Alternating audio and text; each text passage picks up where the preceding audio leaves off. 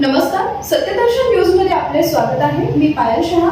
एक नजर टाकूया आजच्या ठळक घडामोडीवर. खडकवासला फुल नदीकाठच्या गावांना सतर्कतेचा इशारा. पश्चिम महाराष्ट्रात सुरू असलेल्या मुसळधार पावसामुळे पुण्यातील खडकवासला धरण पूर्ण क्षमतेनं भरल्यानं प्रशासनानं धरणाचे सर्व 11 दरवाजे उघडलेत. सध्या धरणातून तब्बल 43,500 क्युसेक वेगानं पाण्याचा विसर्ग सुरू करण्यात आला असून मुठा नदीच्या पाणी पातळीत झपाट्यानं वाढ होण्याची शक्यता व्यक्त करण्यात आली आहे. धरणातून मोठ्या प्रमाणात पाणी सोडण्यात येत असल्यानं नदीकाठच्या नागरिकांना सतर्कतेचा इशारा देण्यात आलाय.